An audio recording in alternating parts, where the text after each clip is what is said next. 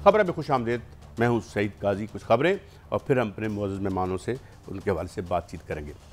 Supreme court में अर्जी डाल दी गई है, मगर ताज़ा तरीन खबर यह है कि आज खान साहब का जो वकील थे नईम हैदर पंजोथा साहब, उनको भी किसी केस में जो है हिरासत में ले लिया गया है। इस हवाले से लॉ एक्सपर्ट से बात करेंगे कि वो क्या समझते हैं और मेरिट्स पे भी बात करेंगे। और साथ जो प्रेसिडेंट सेट किया है, इस जो जजमेंट आई है मोहतरम जज साहब की, उसमें तो फिर अगर ये जजमेंट स्टे करती है, इसको ओवरटर्न नहीं होती हायर कोर्ट में, तो फिर तो पता नहीं कौन कौन इस ज़िम्मे में आएगा। क्योंकि कल से हम देख रहे हैं कि बहुत से लोग जिन्होंने ताइफ लिए थे उन्होंने मेंशन ही नहीं किए, डिक्लेयर ही नहीं किए। तो ये क्या मामला है, ये यहाँ तक रुकेगा या आगे भी बढ़ेगा? बिलावल भुट्टो ने कल एक बदली हुई टोन में बात की है और उन्होंने कुछ हल्के से टेसिटली बेजारी का जो है वो इशारा दिया है कि जो माजी में सियासत होती थी शायद वो और मोहतरमा मरियम नवाज साहिबा उस तरह की सियासत नहीं कर सकेंगे। तो वो क्या समझ रहे हैं, वो क्यों पुट ऑफ हुए हैं, क्या मसला है और क्या नया करेंगे वो, या वो क्या नया करना चाहते हैं जो आज तक उनकी सक्सेसिव गवर्नमेंट्स में नहीं हुआ या मुस्लिम लीग नून की सक्सेसिव गवर्नमेंट्स में नहीं हुआ।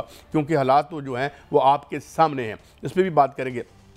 इसके अलावा निगरान वज़ीर आज़म के नाम पर अभी कोई इत्तफाक हुआ है या नहीं हुआ, मगर आज राजा रियाज साहब ने फरमाया है कि वो 3 नाम लेके जाएंगे पीएम साहब के पास। तो ये वो किसके नाम कोरा निकलता है, बहुत से नाम हैं, बहुत सी बातें, मगर अभी कार्ड बड़े क्लोज रखे हुए हैं उन्होंने जिन्होंने इसके बारे में फ़ैसला करना है। उसके साथ साथ जो नई मरदमशुमारी पर पहले बहुत से एतराज़ात थे, मुत्तहिदा को भी थे और वो यहाँ तक कहा गया कि हमें पूरी तरह गिना ही नहीं गया। और लाहौर की जो कराची की शहरी आबादी है उसको अगर वो करें तो शायद सीटों में रद्द बदल हो जाए, तब्दीली हो जाए। तो ये सवाल से कि ये कैसे इस बात पर आ गया। अब मेरे साथ मौजूद हैं इंतहाई माहिर कानून शुएब शाहीन साहब और शाह खावर साहब। Thank you very much for your time. Shoaib Shaheen साहब, पहले मैं आपकी खिदमत में हाजिर होता हूँ। हजूर, एक तो ये अब अर्जी तो चली गई, एक तो ये कि इसकी मेरिट क्या है, आपको क्या नज़र आता है ये लेकिन साथ साथ ये जो मैंने पहले बात की है कि जो बेसिकली जिसकी बुनियाद पे ये कन्विक्शन हुई है, इसकी बुनियाद पे बहुत सारे कागज़ बाहर आ गए हैं जो हम देख रहे हैं, जहां करोड़ों रुपए के लोगों ने ताइफ लिए और उनको मेंशन नहीं किया गया अपनी। तो क्या ये अगर कानून ये फैसला स्टे करता है खान साहब के खिलाफ, तो बाकी लोगों के खिलाफ भी कार्रवाई हो सकती है? एक तो ये, और दूसरा ये बताइए कि खान साहब के क्या चांसेस आपको लगते हैं इन दिस गिवन सिचुएशन? जनाब शुएब शाहीन साहब। देखिए सईद काजी साहब, पहली बात तो यह है कि खान साहब ने जो तहाइफ कानून कायदे के मुताबिक लिए, रूल्स और ज़ाब्ते के मुताबिक पैसे अदा करके उसको डिक्लेयर भी किया, टैक्स अथॉरिटीज़ के पास सोर्स ऑफ इनकम भी शो किया और यहाँ इलेक्शन कमीशन के पास वो सारी अमाउंट लिखी। यहाँ सिर्फ एसेट्स लिखने होते हैं और वहाँ सोर्स ऑफ इनकम भी लिखनी होती है टैक्स वालों के पास। यहाँ इतराज सिर्फ ये है कि क्यों आपने इस पे वो नहीं दिया, आपने तफसील नहीं दी कि जिसके आगे तोशा खाना का लफ्ज लिखा होना चाहिए था। टोटल ये एक इल्ज़ाम है। मैं समझता हूँ कि इसकी हद तक किसी किस्म का कोई सच ना इल्ज़ाम साबित हुआ है इमरान खान के खिलाफ, ना ही किसी किस्म का कोई एतराज़ हो सकता है। बाकी इनके बदले मुकाबिल जो लोग हैं, आपने पिछले 3-4 दिनों से देखा है, उन लोगों ने वो तहाइफ लिए, उनको बेचे, रखे, जो कुछ भी किया, उनको अपने एसेट्स में भी और अपने उसमें डिक्लेरेशन में भी शामिल नहीं किया। और ये सारा कुछ हमारा सामने है और हम उसको देख रहे हैं कि अगर उनके खिलाफ एक्शन हुआ तो उनके खिलाफ हो सकता है और इमरान खान के खिलाफ सस्टेन नहीं कर पाता, नंबर 1। नंबर 2, जिसने जुर्म किया है यानी खिलाफ ज़ाब्ता जिन्होंने गाड़ियाँ ली हैं, ये भी अब एडमिटेड फैक्ट है। अब वो खिलाफ ज़ाब्ता गाड़ियाँ जो हैं वो आप कानून के मुताबिक ले नहीं सकते थे, जो कि रेफरेंस भी बना आसिफ अली जरदारी, यूसुफ रज़ा गिलानी, नवाज शरीफ के खिलाफ। बल्कि मरियम नवाज ने तो आप खुद एडमिट कर लिया, वो पब्लिक ऑफिस होल्डर भी नहीं थी, उनको भी गाड़ी लेकर दे दी गई और वो उनके खिलाफ रेफरेंस भी वापस हो गया कि जी नैब लॉ बदल गया है। यानी जो जुर्म करने वाले हैं वो तो मुनसिफ और हाकिम ठहरे और मुद्दाई ठहरे, और जिन्होंने कानून कायदे के मुताबिक प्रोसीड किया उनको जेल भेज दिया गया। जहाँ तक इस केस का ताल्लुक है, मैं समझता हूँ कि इस केस में इमरान खान को एक ड्यू प्रोसेस और फेयर ट्रायल का जो राइट है उनको वो नहीं दिया गया। वो जो उनका हक था उनको सुना नहीं गया, उनके गवाहान नहीं आने दिए गए, उनको इसके मुताबिक जो आर्गूमेंट्स होने थे उस दिन तारीख को वो नहीं सुने गए।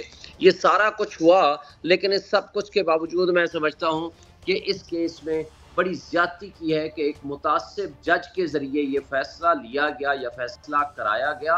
और इसी तरह चीफ जस्टिस आमिर फारूक साहब ने भी उन जज साहब को वापस भेज दिया जिस जज ने ऑलरेडी 2 दफा हमारा फैसला कर चुका था हमारे खिलाफ, उसको कहा जी दोबारा करें। फिर एक और बात बड़ी अहम है कि यानी एक साहब ने अपने ही फेसबुक अकाउंट से पोस्टें लगाई अगेंस्ट इमरान खान 2014 से ऑनवर्ड, और उसको मीडिया के सामने एडमिट किया कि हाँ मेरा फेसबुक अकाउंट है।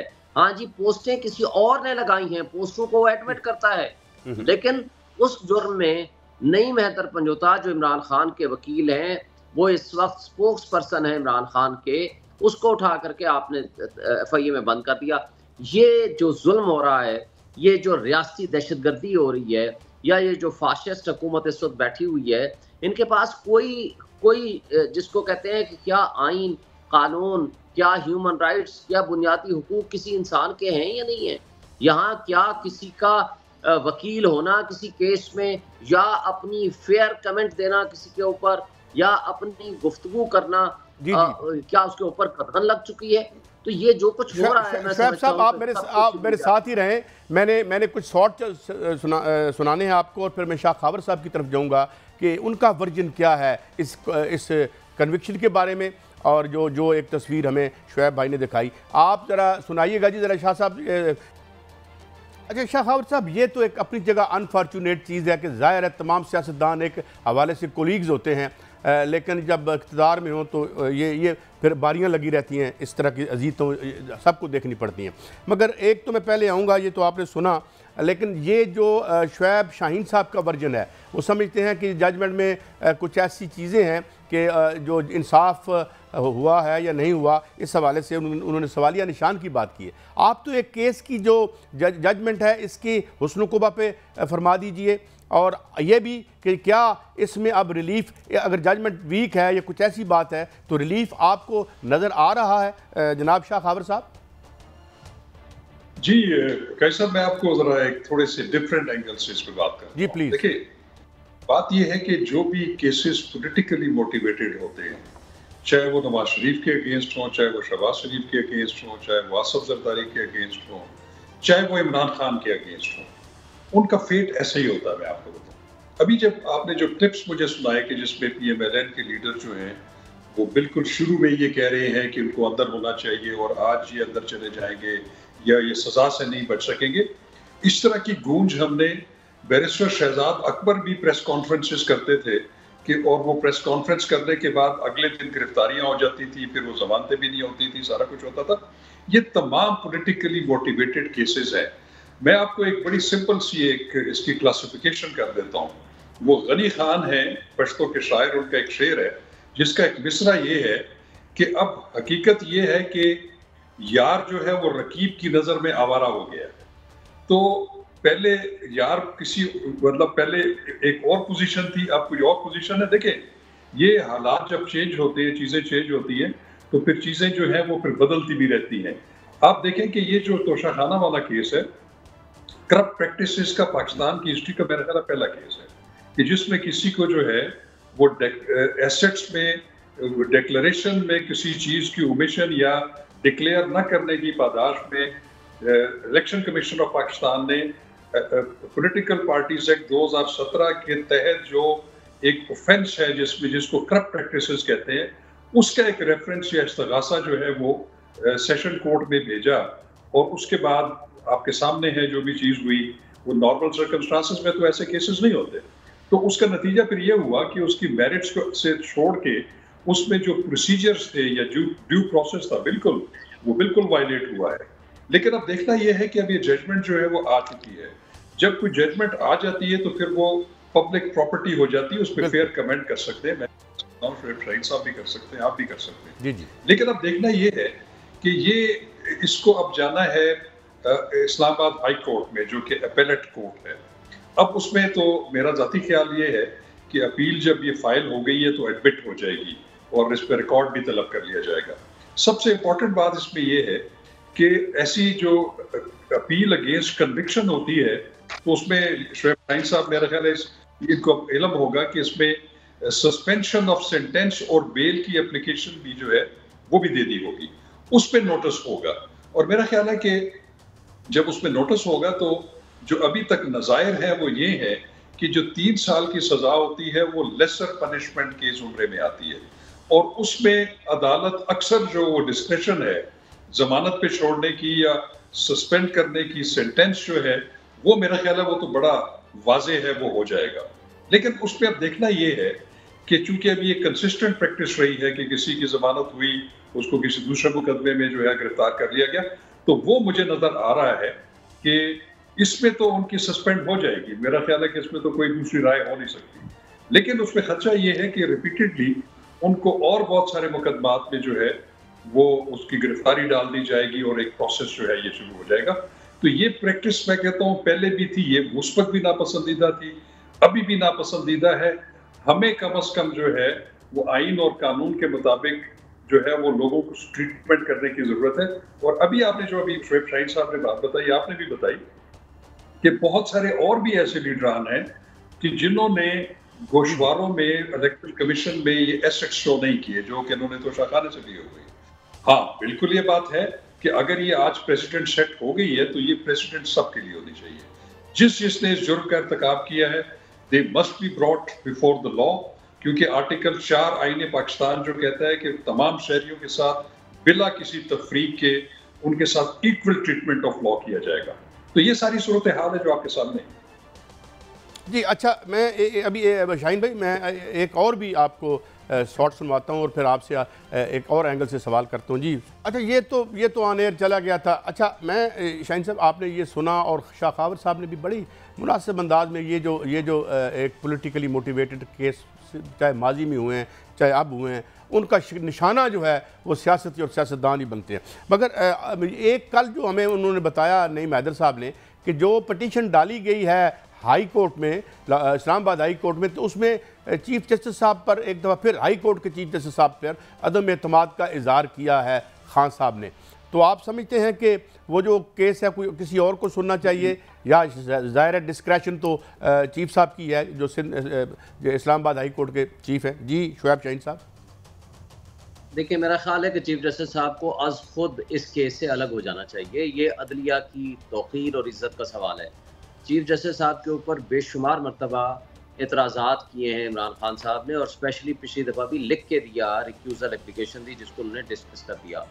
उनके ख़िलाफ़ कई बायस के सबूत मौजूद हैं जिस पे मैंने आपको जो वाज़े किया। पहला तो एक केस आप देख लो, जो टेरियान वाला केस था। 2 मुअज़्ज़ज़ जज साहबान ने एक केस फैसला लिख के दिया, वो वेबसाइट पे आ गया, वो पब्लिश हो गया।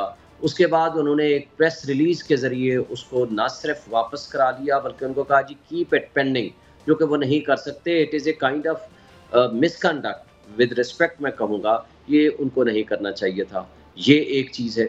दूसरा आप देख लो, इस केस में भी 2 दफ़ा जब आपके सामने एक आपके ऊपर भी मिसट्रस्ट हुआ, ट्रांसफ़र एप्लीकेशन मौजूद थी और कोई केस सुना नहीं गया था, और सुने बगैर आपने उन सारे केसेस को रिमांड कर दिया, और उसके बाद आपने कहा कि नहीं इन वही जज साहब सुनेंगे। और एक तरफ आपने लिखा कि लिस्ट ऑफ विटनेसेस जो कि हक के दिफा हमारा हक है, उसको 10 तारीख को फिक्स कर दिया, और साथ कहा कि नहीं नीचे वाली अदालत फैसला कर दे। और ये एक नहीं, बेशुमार किस्म के ऐसे मामलात सामने आए हैं। फिर आपने देखा कि इस्लामाबाद हाई कोर्ट के ऊपर जिस तरह के जरिए रेंजर्स ने गिरफ्तार किया या किडनैप किया खान साहब को, शीशे तोड़े गए, वकीलों को तशद्दुद का निशाना बनाया, अमले को तशद्दुद का निशाना बनाया। फिर शाम तक आपने उस केस को पेंडिंग रखा। एक तरफ तो आपने कहा पर्चा करें, FIR कटाएं। जो लोग CCTV फुटेजेस उठा कर ले गए थे, इंस्टॉलेशन तक उठा के ले गए थे, आपने कहा उनके खिलाफ FIR दर्ज करें, वो आज तक नहीं हुई। फिर आपने कहा इनके खिलाफ कंटेम्प्ट ऑफ कोर्ट का नोटिस होगा, वो भी नहीं किया। और उसको सुप्रीम कोर्ट ने 2 दिन बाद उसको सेटिसाइड कर दिया कि आपका ऑर्डर इलीगल है। एक तरफ आप कहते हो कि ये इलीगल काम किया, दूसरी तरफ आप कहते हो कि नहीं उन्होंने वारंट ऑफ अरेस्ट ठीक एग्जीक्यूट किया। ये एक नहीं कई वाक़यात हैं। जब आपके ऊपर या किसी जज के ऊपर एक ट्रस्ट डेफिसिट हो जाए, मुनासिब ये होता है कि वो जज उस केस से खुद अपने आप को अलग कर ले। मुनासिब तो यही होगा। लेकिन मैं ये समझता हूँ कि इस वक्त जो कुछ हमारी मुख्तदर तबके और हल्के, हमारे इदारे और ये हुकूमत मिल के जो कुछ कर रही है, इस मुआशरे में अफरा तफरी है, इंतशार है, लोगों को एक तकलीफ़ है, लोगों के बुनियादी हुकूक मुअत्तल किए जा रहे हैं, आइन गैर मुअस्सर हो चुका है, जिसको जैसे शाह सखावत साहब भी फरमा रहे थे, एक दिन आपको ज़मानत मिलती है बल्कि 8-8 दफ़ा ज़मानतें मिलती हैं, अगले दिन उनको उठा लिया जाता है। उनके पर्सनल गार्ड थे वो अली खान, जिसको वो उठा के ले गए गिरफ्तार करते वक़्त, हालाँकि उन्होंने कोई मुज़ाहमत नहीं की, कुछ नहीं किया, 4 घंटे बाद जाकर के उनके खिलाफ एफआईआर दर्ज कर दी और ज़मानत पे रिलीज़ होने के बाद उसको वहाँ से खुफिया लोग उठा के ले गए। ये तो मुनाज़िर हम देखते रहे हैं शोएब भाई, ये तो हम देख रहे हैं और ये इस तरीके से मेरे ख्याल में बहुत सारे एक्सपोजर्स भी हुए हैं। मैं शाह खबर साहब दोबारा आपकी तरफ हाजिर होता हूँ। आज लाहौर हाई कोर्ट में कुछ लोग ये जो वर्डिक्ट लेके चले भी गए हैं, क्योंकि शायद खाकान अब्बासी साहब, जनाब नवाज शरीफ साहब और ख्वाजा आसिफ साहब के जो हैं वो असासों की आपने कागज़ देखे होंगे स्क्रीनों पर। तो अभी तो ये जजमेंट जो है ये अभी तो जाना मुनासिब है आपके ख्याल में? इस वक्त हाई कोर्ट सुनेगी या इसको उस वक्त तक इंतज़ार करेगी जब तक सुपीरियर कोर्ट इस बारे में कोई फैसला नहीं करती? शाह खावर साहब। नहीं कैसर, मैं समझ नहीं सका ये कौन सी पिटीशन जो लाहौर हाई कोर्ट में फाइल हुई है। ये अभी मुझे ये जो केस जो सज़ा हुई है इमरान खान साहब को, उस हवाले से उन्होंने ये कहा है कि जनाब ये तो इन लोगों के, ये हमारे पास इलेक्शन कमीशन के वो उनके असासों की तफसील है, ये लोग भी जो हैं इन्होंने डिक्लेयर नहीं किया था, लिहाजा इनको भी जो है तादीबी कार्रवाई की जाए, ये पिटीशन डाली गई है। ओके, देखिए आईनी दरखास्त तो डाली जा सकती है, लेकिन मैं ये समझता हूँ कि अगर किसी के पास ऐसी इंफॉर्मेशन है जो कि जिस पिटीशंस की आप बात कर रहे हैं कि जिन लीडरान ने जो है उन्होंने भी इस जुर्म का इर्तिकाब किया है और उनको भी इंसाफ के कटहरे में लाना चाहिए। मेरा ख्याल है कि उसमें जो पहला फोरम है वो उनको इलेक्शन कमीशन ऑफ पाकिस्तान के साथ रिव्यू करना चाहिए, जिस तरीके से खान साहब के सिलसिले में हुआ। और अगर वो उस पर एक्शन ना लें तो फिर मैं समझता हूँ कि वो फिर हाई कोर्ट्स की जो आईनी जुरिस्डिक्शन है, रिट जुरिस्डिक्शन, उसको इन्वोक किया जा सकता है। तो बिल्कुल अगर एक ही किस्म का जो है अगर जुर्म का इर्तिकाब किसी ने किया है और उसमें से किसी एक को पिक एंड चूज किया गया, बाकियों को छोड़ दिया गया, तो ये तो सरियन आइन के खिलाफ वर्जी है, तो डिस्क्रिमिनेशन है। तो मैं फिर भी ये कहूँगा कि मुझे थोड़ा सा शायद इसके ऊपर थोड़ा सा तहफ़्फ़ुज़ होगा कि डायरेक्ट आप हाई कोर्ट में ना जाएं, आप पहले मुतलका फोरम जो कि इलेक्शन कमीशन ऑफ पाकिस्तान है, पहले उनसे रुजू करें, उनके सामने ये मुद्दा रखें। अगर वो नहीं करते तो फिर जुडिशियल रिव्यू के लिए आप हाई कोर्ट जा सकते हैं। अच्छा शाह खबर साहब, ये सवाल फिर आपसे ही और फिर मैं आऊँगा शोएब भाई की तरफ। ये फरमाइए कि ये जो ये डेमोक्रेसी की ये तीसरा दौर है और नई इस्तिलाह मैंने कल पढ़ी और मुझे बड़ी हंसी भी आई कि रिसेशन, यानी डेमोक्रेसी का रिसेशन आ गया है। ये जो हुआ है, फैसला हुआ 14 मई को इलेक्शन करवाएं, निगरान जो हैं वो 90 दिन से ज़्यादा नहीं रह सकते। डू यू थिंक कि हमारी over the years democracy strengthen हुई है? हमें तीसरा दौर कंसेक्टिव पहली दफ़ा मिला था इस डेमोक्रेटिक रूल का, या और बेड़े गर्क हुए हैं? आप क्या समझते हैं शाह खावर साहब? देखिए मैं आपको एक बात बताऊं, अगर आपको थोड़ा सा माजी में जाना पड़ेगा। आपने देखा है कि जो 1988 के बाद जो एक पॉलिटिकल यहाँ पे एक ट्रेंड चला, 2 पार्टी गवर्नमेंट, और वो भी आपस में बहुत ज्यादा मुखालफत, जाती तौर पे एक दूसरे के खिलाफ उन्होंने बड़े बड़े इक़दाम किए। और आपने देखा कि 2006 में फिर एक चार्टर ऑफ डेमोक्रेसी साइन हुआ उन्हीं पॉलिटिकल पार्टीज में, वो PMLN और PPP, जिसमें मोहतरमा बेनज़ीर भुट्टो, मियां नवाज शरीफ साहब ने एक चार्टर ऑफ डेमोक्रेसी किया कि हम किसी भी गैर जमहूरी या गैर आइनी किसी भी इकदाम की हिमायत नहीं करेंगे और ऐसे इकदाम करेंगे कि ये चीज़ें जो है ये हमारी सियासत में से ख़त्म हो जाए। उसके बाद फिर वो अलग बात है कि उसको खुद वायलेट ही किया जो है मियां नवाज शरीफ साहब, जो है वो फिर चले गए कोर्ट में, मेमो गेट में, तो उन्होंने फिर वो प्रोसीडिंग्स वहाँ पे की। बाद में उन्होंने फिर उसकी जो है उसके बारे में ये भी कहा, रिग्रेट भी किया। मैं ये समझता हूँ जी कि ये पॉलिटिशियंस के अंदर जो है एक पॉलिटिकल मैच्योरिटी आने की बहुत ज़्यादा ज़रूरत है, एक ब्रॉड बेस्ड डायलॉग की ज़रूरत है पॉलिटिकल पार्टीज का आपस में भी और दीगर स्टेक होल्डर्स से भी। उसमें आपने कुछ पैरामीटर्स तय करने हैं। लेकिन अब प्रॉब्लम ये है कि अभी खान साहब जो हैं उनके खिलाफ जो हुआ वोट ऑफ नो कॉन्फिडेंस, फिर वो असम्बलियों से निकल गए, सूबाई असम्बलियां तोड़ दी। मैं ये समझता हूँ कि आप जब भी कोई जमहूरियत की स्ट्रेंथनिंग की और सुप्रीमेसी ऑफ द कॉन्स्टिट्यूशन और रूल ऑफ लॉ की बात करेंगे तो आप पॉलिटिशियंस को आपस में बैठना पड़ेगा। मैं ये समझता हूं कि एक पिटीशन जो मेरे जरिए फाइल हुई थी, जो कि जिसमें हमने सुप्रीम कोर्ट ऑफ पाकिस्तान में किया था कि चारों सूबाई असम्बलियों और कौमी असम्बली के इलेक्शंस एक दिन होने चाहिए और पॉलिटिकल पार्टीज को एक कंसेंसस जो है वो डेवलप करना चाहिए। उस पर सुप्रीम कोर्ट ने कॉग्निजेंस भी ली, तमाम पॉलिटिकल पार्टीज को उन्होंने किसी हद तक इत्तेफाक भी किया। आपने देखा कि PMLN और PDM और इत्तेहादियों की जो है वो मुज़ाकराती कमेटी भी बनी और करीब करीब चीजें पहुंच गई थी। मैं ये समझता हूं कि पॉलिटिकल डायलॉग पॉलिटिशियंस के दरमियान ये बंद नहीं होना चाहिए। वो आप जमहूरियत के इस्तेकाम के लिए, कॉन्स्टिट्यूशन की सुप्रीमेसी के लिए और गैर जमहूरी कुव्वतों का रास्ता रोकने के लिए सबसे इंपॉर्टेंट बात यह है कि पॉलिटिशियंस, पॉलिटिकल पार्टीज अपने इख्तलाफात अपनी जगह पे है, लेकिन वो कुछ बुनियादी चीजों के ऊपर मुत्तफिक हो जाए तो मैं समझता हूँ कि पाकिस्तान में पॉलिटिक्स जो है वो स्टेबिलिटी आ सकती है। जी अच्छा, शुएब साहब एक और सवाल आपके लिए। एक तो क्या आपका अंदाज़ा है कि कब तक खान साहब को जो जिस रिलीफ की तरफ शाह खावर साहब ने भी इशारा किया है कि वो उन्हें मिल सकता है अगर किसी और केस में ना पकड़ा गया, तो आप क्या समझते हैं कि how long it would take? देखिए मेरा ख्याल है कल सुबह लगा हुआ है, इस बात का भी इम्कान है कि वो कल ही कर दें, क्योंकि मैक्सिमम पनिशमेंट जो है वो 3 साल है और वो 3 साल दे दी गई और इस केस में इज़हार सुने बगैर फैसला दिया गया, लिस्ट ऑफ एविडेंस हमारी नहीं। और ये एक और बात है, माफी चाहता हूं वक्त कम है, ये ABC क्लास वाला क्या मामला है? उनके वकील ने यहाँ क्लेम किया कि उनको एक C क्लास में शायद रखा गया, ये उनका कहना था। अटक जेल में C क्लास के अलावा कोई फैसिलिटी नहीं है और उसके लिए भी जो पिटीशन फाइल हुई है आज के लिए वो कल सुबह नोटिस हो गया है उनको, तो वो एक ज़ाहिर है। और जो हुमायूं दिलावर ने फैसला किया था रिस्पेक्टिव का हमारा जो उसके ऊपर इतराज़ात हैं या बगैर सुने किया, उसने अडियाला जेल का कहा था और उस हुक्म की भी खिलाफ वर्जी करते हुए उनको वहाँ अटक जेल ले जाया गया, वो किसी की ख्वाहिश पे ले जाया गया।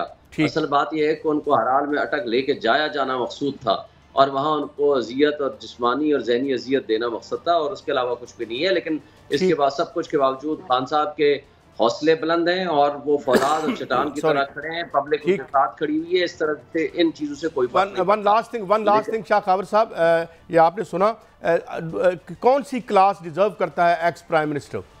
देखिए मैं तो ये बिल्कुल बड़ा वाजे कहूँगा कि जो जेल मैनुअल और जेल रूल्स के मुताबिक हर एक को अपने स्टेटस और उसके जो सोशल उसका एक वो है हैबिटेशन है उसके मुताबिक ट्रीट करना चाहिए।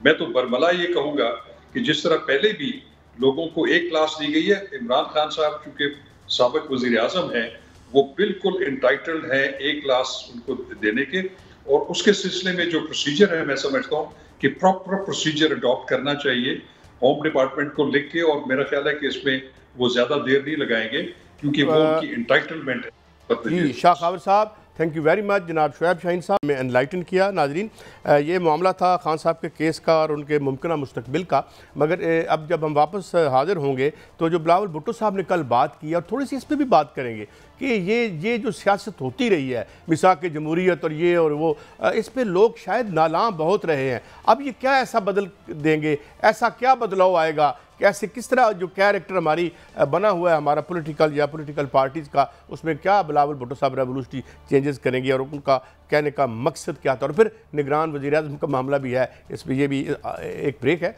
हमारे साथ रहिए, इस पर हम मज़ीद गुफ्तगू करेंगे।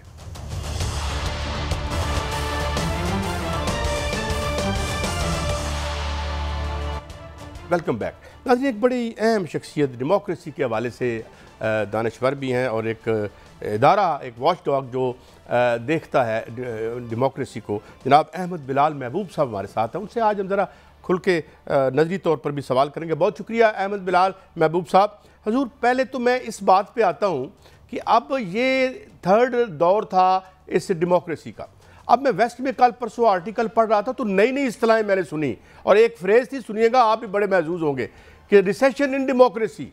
क्या डेमोक्रेसी रिसेशन में आ गई है? वर्ल्ड ओवर जिस तरह हम बरतानिया में देख रहे हैं, वतन अजीज़ में देख रहे हैं, अमेरिका में देख रहे हैं जो मामला हुआ ट्रंप का, तो आप क्या समझते हैं कि तीसरे मुसलसल दौर में इदारे स्ट्रेंथन हुए हैं, आइन जो है उस पर और पुख्ता हुए हम, या हमने लूज़ किया है? आप कैसे देखते हैं अहमद बिलाल साहब?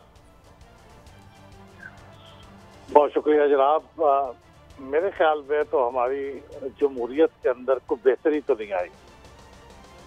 इस पीरियड के अंदर तनज़ुली के आसार तो कुछ हैं, लेकिन एक मुस्तसलसल के साथ हमारी जमहूरियत जो है वो एक कंट्रोल्ड डेमोक्रेसी की हैसियत पे रही है और अभी भी कंट्रोल्ड है। और अनफॉर्चुनेटली 9 मई के वाक़यात ने इसको मज़ीद कंट्रोल्ड बना दिया है। तो इसलिए जमहूरियत के अंदर मैं समझता हूँ कि डाउनफॉल ही हुआ है, डिटीरियोरेट ही हुई है, तो बेहतर तो नहीं हुई इस दौर में। तो आप ये कहना चाह रहे हैं अहमद भाई कि ये जो हमारा एक मफरूज़ा था, हमने बड़ी तदरीसी किताबों में पढ़ा कि बार बार जब जमहूरियत होती है तो वो उसमें इर्तका होता है। अभी परसों मैं आर्टिकल देख रहा था फाइनेंशियल टाइम्स में इंडियन डेमोक्रेसी के बारे में, वो कह रहे थे इलिबरल डेमोक्रेसी है और ह्यूमन राइट्स का भी वो रिकॉर्ड नहीं कर रहे। तो क्या एक मार्च है या आज का हुक्मरान तबका ये समझता है कि ये आइन वगैरह, ये इंसानी हकूक जो है ये अब हमारी रास्ते की रुकावट है? ऐसे लगता है या चाइना मॉडल की तरफ लोग देख रहे हैं? क्या देखते हैं आप? देखिए, अगर तो जमहूरियत को आप आज़ादाना तौर पे, ऑर्गेनिक तौर पे अपना रास्ता खुद निकालने दें और उसे ग्रो करने दें और उस पर पाबंदियां ना लगाएं और उसको बांध के ना रख लें, फिर तो ये वक्त के साथ ये ग्रो करती चली जाती है। ऑटो करेक्टिंग है, अपनी चीज़ों को खुद तस्हीह कर लेती है और चीज़ें बेहतर से बेहतर होती जाती हैं, इदारे मजबूत हो जाते हैं। जहाँ दुनिया में जमहूरियत मजबूत हुई है इसी इर्तकाई तरीके से हुई है। लेकिन अगर आप उसको जमहूरियत को बांध के रखें और उसके ऊपर पाबंदियां लगी रहें तो फिर जाहिर है जमहूरियत ग्रो नहीं करती। फिर तो वो शाहदौले वाले चूहे की तरह मिसाल है कि उसके सर पे आप खोद चढ़ा देते हैं तो वो जाहिर है ग्रो क्यों करेगा। तो हमारा जो पिछला 70 साल का तजुर्बा है वो यही है कि हमने जमहूरियत को बहुत पाबंदियों का शिकार किया है, उसे ग्रो नहीं होने दिया। अगर होने देते तो फिर ये बेहतर से बेहतर होती चली जाती, ये आपका मफरूजा उस सूरत में दुरुस्त होता। ठीक, अच्छा अहमद भाई, ये एक ज़रा आप इमीडिएट जो सिचुएशन है इस पे आ जाते हैं। Do you see elections in a foreseeable future, या जिस तरीके से पहले हमने देखा कि 14 मई के फैसले पर अमल नहीं हुआ तो अब आजकल में निगरान प्राइम मिनिस्टर भी आ जाएंगे, तो आपको क्या लगता है, आप क्या सेंस कर रहे हैं कि ये, क्योंकि ये अब राइफ है र्यूमर्स कि अभी डेमोक्रेसी की शायद हम मुकम्मल इस तरह से नहीं हो सकते, या एक सिविलियन फसाड रहेगा और डेमोक्रेसी और इलेक्शन लेट होंगे। How do you look at it? देखिए, अगरचे इस बात के इम्कानात तो मौजूद हैं कि इंतखाबात तो कुछ डिले हो जाए, लेकिन मेरा ख्याल में हम सब लोगों को बड़ी सख्ती के साथ और मजबूती के साथ ये कहना चाहिए कि इंतखाबात को 90 दिन के अंदर हो जाना चाहिए। मैं नहीं समझता कि इंतखाबात के इल्तवा की कोई गुंजाइश मौजूद है। देखिए, ये जो नई सेंसस अभी पब्लिश हुई है उसके बाद भी इसलिए उसकी जरूरत नहीं है कि आर्टिकल 51(5) में जो लिखा हुआ है वो सिर्फ सूबों के अंदर कौमी असम्बली की नशिस्तों की तकसीम का लिखा हुआ है, और वो ऑलरेडी तकसीम जो हुई है वो इत्तफाक से, हुस्न इत्तफाक से हमारी आबादी ऐसे ग्रो की है कि वो बिल्कुल उसका प्रोपोर्शन वही है जो 2017 का है। तो नशिस्तों की तकसीम में कोई तब्दीली नहीं है। जब नशिस्तों की तकसीम में तब्दीली नहीं है तो फिर हमें नई लिमिटेशन करने की भी जरूरत नहीं है, खुद उसकी इंटरप्रिटेशन करके। तो मेरे ख्याल में 90 दिन के अंदर इलेक्शन हो जाने चाहिए, लेकिन ये मामला प्रैक्टिकली होगा ये कि पहले इलेक्शन कमीशन तय करेगा और अल्टीमेटली भी सुप्रीम कोर्ट के अंदर इसका फैसला होगा कि इसकी 2 आर्टिकल्स के दरमियान जो एक कॉन्फ्लिक्ट सा बज़ाहिर नजर आता है उस पर किस आर्टिकल की फौकियत होनी चाहिए। और अगर कंसेंसस नहीं होता, जो हमारे अपोजिशन लीडर हैं राजा रियाज साहब और PM साहब, तो फिर ज़ाहिर मामला तो जाएगा इलेक्शन कमीशन के पास। निगरान हुकूमत की अगर आप बात कर रहे हैं तो उसका तो बहुत मुतय्यन एक तरीका है। 3 दिन में ये एग्री कर लेंगे वजीर आजम और कायदे, इसमें इख्तलाफ नहीं करेंगे तो फिर 2 नाम दे देंगे जो पार्लिमानी कमेटी को चला जाएगा। 3 दिन पार्लिमानी कमेटी के पास होंगे, वहाँ नहीं हो सकेगा तो फिर इलेक्शन कमीशन के पास ये नाम चले जाएंगे, उसे 2 दिन में फैसला करना है। तो टोटल 8 दिन के अंदर ये फैसला है जो उन्हें करना ही करना है। बहुत शुक्रिया अहमद बिलाल महबूब साहब, आपने हमें एनलाइटन। और अभी मेरे साथ मौजूद हैं हमारे जो ब्यूरो चीफ हैं इस्लामाबाद से, जनाब मियाँ शाहिद साहब, गहरी नज़र रखते हैं जो चीज़ें। हजूर ये तो बताएं, वो तो हम देखते थे कौन बनेगा करोड़पति, तो वो तो, मगर अब कौन बनेगा वज़ीर आज़म? इस्लामाबाद में आप बैठे हैं, नाम सुना है, कुछ सामने नहीं आ रहे, मगर 4 नाम गर्दिश कर रहे हैं मुबैना तौर पर 4 बड़ों के दरमियान। तो हुजूर आप क्या कहेंगे, आपके पास क्या खबर है इस हवाले से? काजी साहब देखें, आज बड़ी डेवलपमेंट ये हुई कि राजा रियाज साहब बड़ी अहमियत अख्तियार कर गए हैं और राजा साहब ने आज जर्नलिस्टों को बुला के कुछ एज लाइव बीपर किया उनके साथ। उनको कहा कि मेरे पास 3 नाम जो हैं वो फाइनल हैं, कल मैं ये नाम जो है वो वज़ीर-ए-आज़म के सामने रखूँगा। आज हालांकि वज़ीर-ए-आज़म के साथ उनकी मीटिंग थी, उन्होंने कहा आज मैं मसरूफ़ हूँ, कल वज़ीर-ए-आज़म को मिलूँगा, और बड़े मसरूफ़ हैं राजा साहब, और वो कल मिलेंगे। और वो 3 नाम जो उनके पास हैं उनमें मज़े की बात यह है कि जो सबसे बड़ा नाम गर्दिश कर रहा है हफीज़ शेख साहब का, वो पता नहीं चल रहा कि उनका नाम दिया किसने है। क्या पीपल्स पार्टी ने दिया है, नून लीग ने दिया है? पीपल्स पार्टी ने जो नाम दिया है तो वो तो जस्टिस रिटायर्ड मकबूल बाकर हैं, या जलील अब्बास जिलानी हैं, तसद्दुक़ जिलानी हैं। मुस्लिम लीग नून की जानिब से जो है फुआद हसन फुआद हैं, और जस्टिस रिटायर्ड खलील रमदे हैं, और जो वहाँ से MKM की तरफ से आए वो टसूरी साहब हैं। लेकिन हफीज़ शेख का नाम किसने दिया? वो शायद राजा रियाज साहब के पास हो।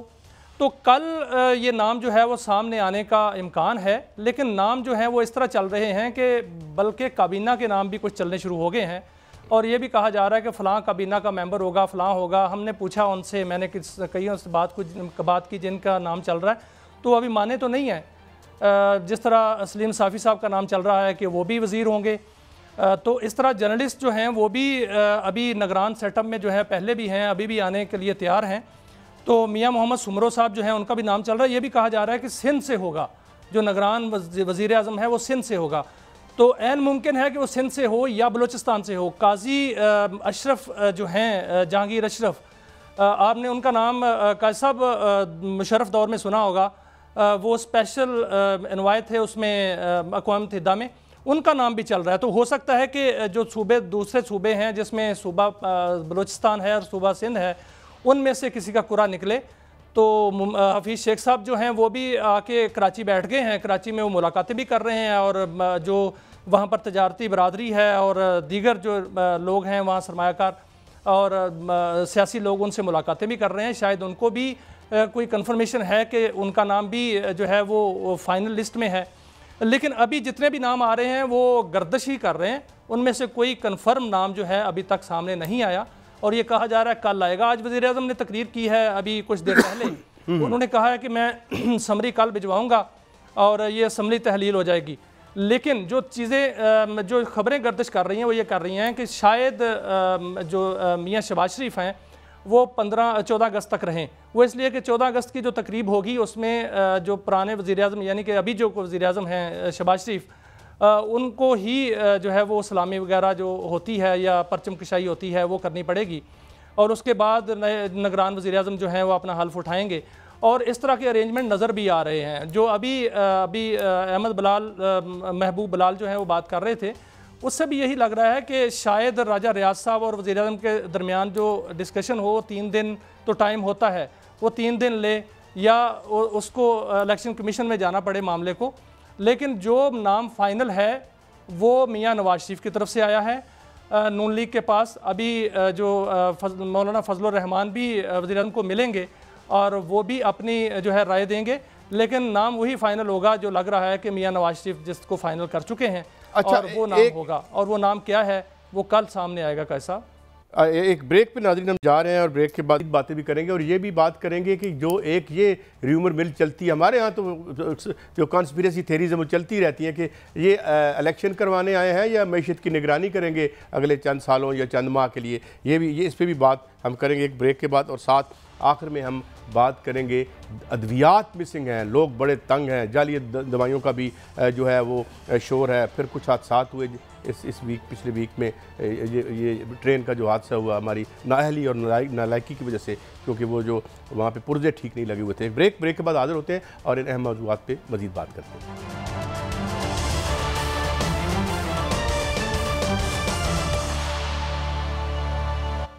Welcome back. एक शॉर्ट सुनवाता हूँ आपको, एक क्लिप दिखाता हूँ जनाब आउट गोइंग जो हमारे प्राइम मिनिस्टर हैं अद्वियात के हवाले से, और एक बड़ी अहम शख्सियत डॉक्टर उबैद अली जो अद्विया साजी की साइंस के हवाले से मोतबर नाम, वो हमारे साथ हैं, और ये ड्रग की शार्टेज और जाली अद्वियात का इशू, इस पर बात करते हैं। दिखाइए जी। अगर IMF प्रोग्राम हमें ना मिलता, IMF की शराइत कैसी है, वो एक बड़ी कड़ी और बड़ी सख्त। अगर IMF का प्रोग्राम ना होता, पाकिस्तान डिफॉल्ट कर जाता, दवाइयों की दुकानों पर लाइनें लगी होती हैं और दवाइयां ना मिल रही होती। जी डॉक्टर साहब आपकी तरफ आता हूँ। ये आज खबर छपी है कि 100 एसेंशियल ड्रग्स जो हैं वो अवेलेबल नहीं है। इसकी क्या वजह है, एक तो ये बता दें, और फिर ये भी बात की जा रही है कि इसकी जगह जाली दवाओं के कारोबार को मुबैना तौर पर जो है वो बढ़ावा मिल रहा है। डॉक्टर साहब आपकी क्या फाइंडिंग है और आपका क्या एनालिसिस है इस पर? देखिए, बहुत शुक्रिया आपका। पिछले 30 बरस से मैं इस पेशे से वाबस्ता हूँ और 25 बरस से प्रैक्टिकल लाइफ में हूँ। ये एक पूरा रुझान है, एक ट्रेंड है, बाकायदा तौर पर एक डेवलप किया जाता है ड्रग को शॉर्ट करके। देखिए, 2 तरह की शॉर्टेज हैं। एक शॉर्टेज तो पूरी दुनिया में हो रही होती है और आपके यहाँ की जो शॉर्टेज हैं वो बड़ी ही गैर मुतवक्का शॉर्टेज आपके यहाँ होती है, और वो शॉर्टेज को पहले उस रुझान के तहत एक प्रमोट किया जाता है, फिर वो शॉर्ट कर दी जाती है, बड़ी बेरहमी से लोगों को मरने छोड़ दिया जाता है, सिसकने छोड़ दिया जाता है। उसके बाद ड्रग की प्राइस बढ़वाई जाती है और अपना जो है ऑब्जेक्टिव वो अचीव किया जाता है। तो गोया आप ये समझते हैं कि ये एक there is a method in this madness, ये साथ कीमतों में कहा जा रहा है कि जी कीमतें ना बढ़ाने की वजह से दवा साज कंपनियां काम नहीं कर रही। डॉक्टर साहब तो यही बात आज से 6 माह पहले भी इन्होंने कही थी, उससे पहले चले जाएं तो 1 साल पहले भी कही थी, 2 साल पहले भी कही थी।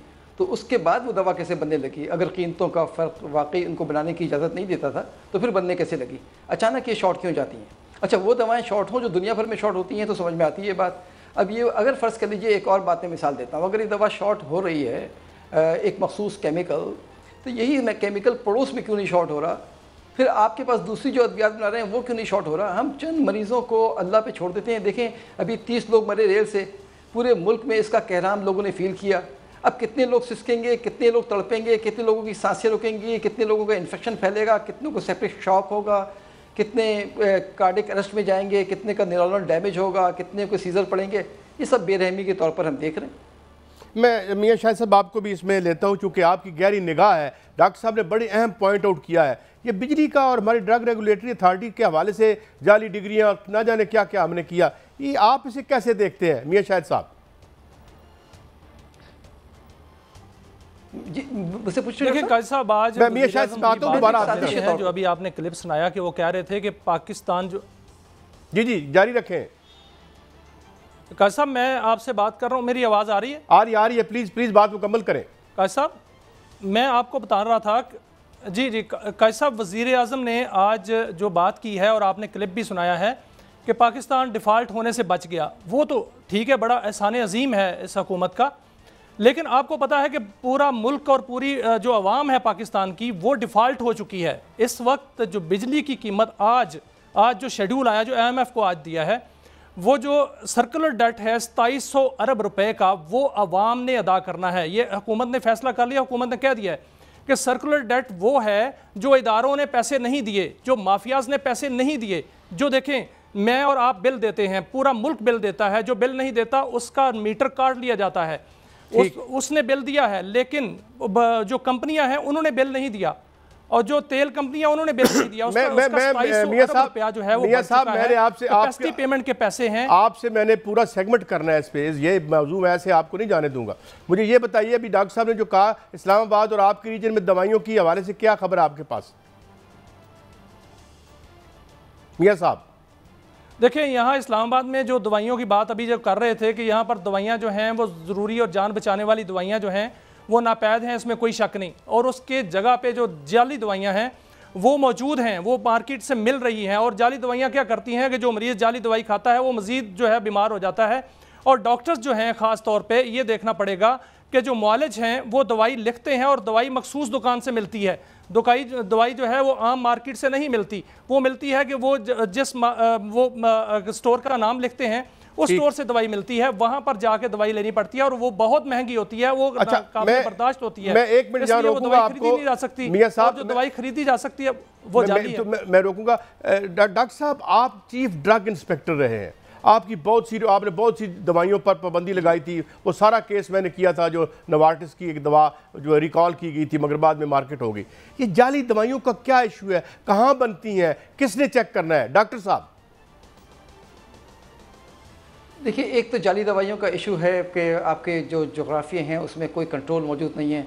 50-60 फेडरल गवर्नमेंट के जो लोग हैं वो पूरे 22 करोड़ या 28 करोड़ आवाम के घर में जो दवा पहुंच रही है उसको असली पहुंचाने की कोशिश कर रहे होंगे, लेकिन वो कोशिश इफ़ेक्टिव समझ में नहीं आती। जो सबसे बड़ा मसला है हमारे पास वो गैर मेयारी अद्वियात का है कि आपकी अद्वियात असर कर रही हैं कि नहीं कर रही हैं, उसके ऊपर जो क्वालिटी के स्टैंडर्ड्स हैं वो कितने मजबूत हैं। जो तशवीशनाक बात यह है वो कि पाकिस्तान की अद्वियात को बैरून मुल्क में वो तक़वियत हासिल नहीं है कि अगर आप मुफ्त भी अपनी दवा किसी डेवलप कंट्री में रखना चाहें तो वो उसको क्वालिटी के नाम पर धब्बा बनाकर, क्वालिटी के नाम पर उसका एक नुक्ता बनाकर रखने की इजाज़त नहीं देती। तो हमारे लिए मसला ये है कि पाकिस्तान में क्वालिटी इंप्रूव किया जाए। हमारे लिए मसला ये आज़ादाना शफाफ गुफ्तगू की जाए कि भाई दवा क्यों शॉर्ट हो रही है, हम भी देखें उसकी वजूहत क्या हैं। आपको मैं बताऊँ काजी साहब, पाकिस्तान की 99%, मैं बहुत ज़िम्मेदारी से कह रहा हूँ, 99% हमारी दवा के बनने के केमिकल आज 70-75 साल गुजरने के बावजूद पड़ोस से और दूसरी दुनिया से आते हैं। हम अपनी दवा का बुनियादी केमिकल नहीं बनाते, तो हम तो डिपेंडेंट रहेंगे। अगर पड़ोस ने दरवाज़ा बंद कर दिया तो आपके यहाँ तो वैसे ही 40% और 50% दवा 1 मिनट में बंद हो जाएगी, क्योंकि उसकी सारी सप्लाई लाइन पड़ोस से है। हमारा मुकम्मल जो इन्हिसार है वो यूरोप के ऊपर, रॉ मटेरियल में चाइना के ऊपर और इंडिया के ऊपर है। तो उसमें पहले मजबूत कर लें, फिर हम उन नुक्तों को आइडेंटिफाई करें जिसका नुकसान ज़्यादा हैं। अच्छा, इंसुलिन का मैंने सुना था, इंसुलिन के हवाले से या मिल नहीं रही, या जो शुगर की दवाइयाँ हैं, ज़ियाबीतस की दवाइयाँ हैं, वो भी कहीं मुबैना तौर पर जाली है। कोई ऐसी है खबर आपके पास डॉक्टर साहब? मैं बिल्कुल यकीन कर सकता हूँ, क्योंकि हमारे पास वो एहसास नहीं है जो प्रिडिक्ट कर सके, वो हमदर्दी नहीं है कि हम आज इस वक्त बैठ कर बता सकें कि अगले 6 महीने बाद कौन सी दवा शॉर्ट होने वाली है, तो उसका अल्टरनेट अरेंजमेंट क्या होगा, हमें नज़र कैसे रखनी है, कौन सी सप्लाई ब्रेक होने वाली है। क्योंकि आपकी सप्लाई लाइन तो मुल्क से बाहर की है, मगर आपकी नज़र बड़ी इफेक्टिव नहीं है। आप देख लीजिए, पड़ोस में कोरिया है, वो भी बाहर से लेता है, ईरान है, बहुत सारे ममालिक हैं, उनके यहाँ क्यों नहीं ये शॉर्टेज होती है जो शॉर्टेज हमारे यहाँ होती है, जो सीवियरिटी हमारे यहाँ होती है, जो इंटेंसिटी हमारे यहाँ होती है। क्योंकि हम तो उसके बदले में जो असरात हैं उसको तो नापते ही नहीं है। हमें पता ही नहीं पिछले ड्रग शॉर्टेज में कितने लोग जान से गए, पिछली ड्रग शॉर्टेज में कितने लोगों की किडनी गई, कितने के ब्रेन फेल हुए, कितने की हार्ट अटैक हुआ, कितने डायबिटीज़ से नुकसान उठाया, हमें तो पता ही नहीं है। ना हम आधा तो शुमार करते हैं, ना हमारे पास एहसास है।